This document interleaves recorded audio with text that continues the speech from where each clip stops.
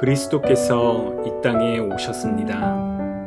우리는 그리스도께서 다시 오실 것을 기다립니다. 주님의 오심을 기억하고 기다리는 대림절. 우리는 신실하신 하나님의 약속을 믿으며 소망과 평화와 기쁨과 사랑의 촛불을 켭니다. 대강절 두 번째 주일, 평화의 촛불을 켭니다.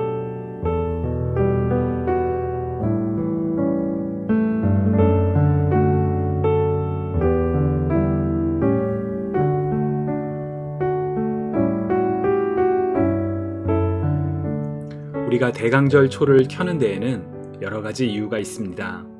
이 땅에 빛으로 오신 예수님을 기억하며 우리의 삶에 예수님의 빛이 비추기를 소망하며 또 다시 오실 예수님을 기다리며 우리는 촛불을 켭니다.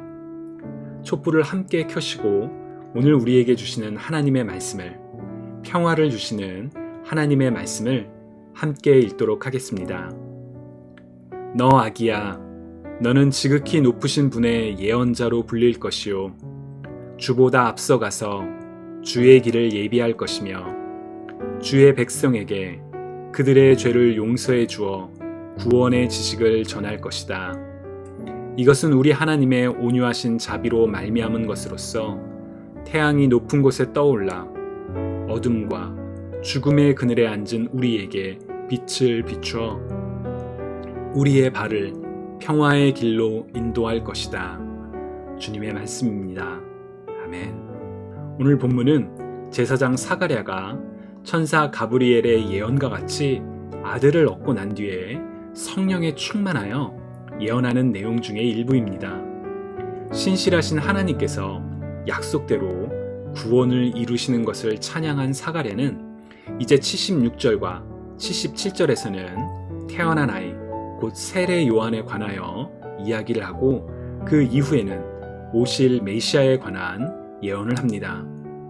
오늘 우리에게 주신 이 말씀 속에서 우리는 어떤 하나님을 발견할 수 있을까요? 또한 하나님께서 우리에게 주시는 평화에 대해서 함께 생각해 볼 수 있으면 좋겠습니다. 3분 정도의 시간 동안 찬양을 들으시면서 하나님은 어떠한 분이시며 또 어떠한 평화를 우리에게 주시는지에 대해서 함께 묵상하도록 하겠습니다.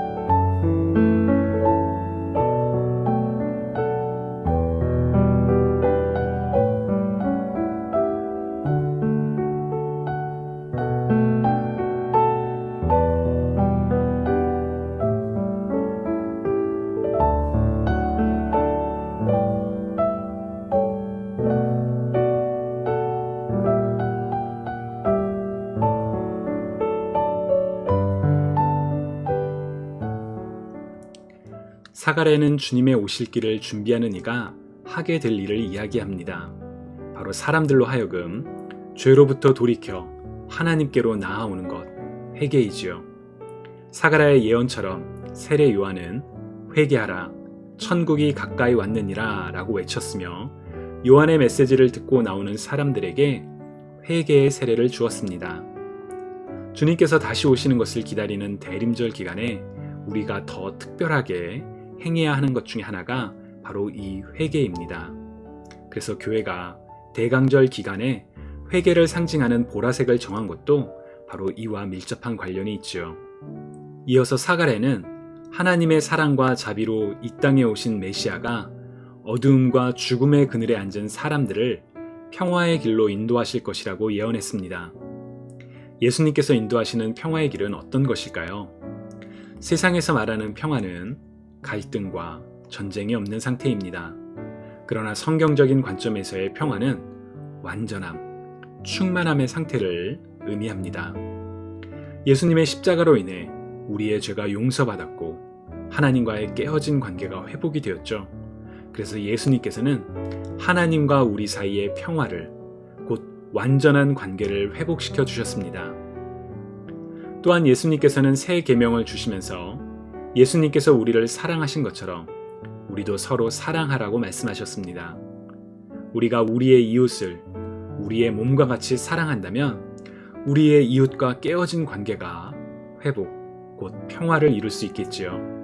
그래서 주님께서 보여주신 평화의 길은 하나님과의 수직적 관계뿐만 아니라 이웃을 향한 수평적인 관계도 포함합니다.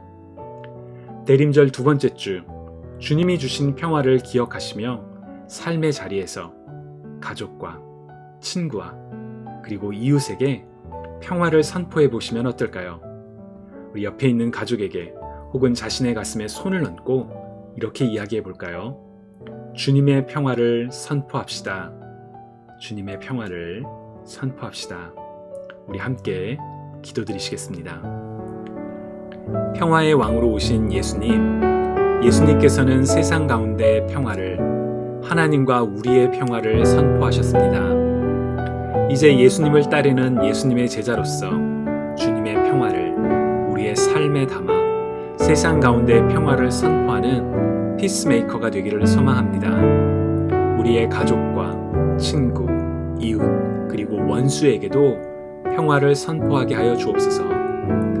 소망의 하나님, 평화의 하나님, 어두운 세상 가운데 속히 임하여 주옵소서. 예수님의 이름으로 기도합니다.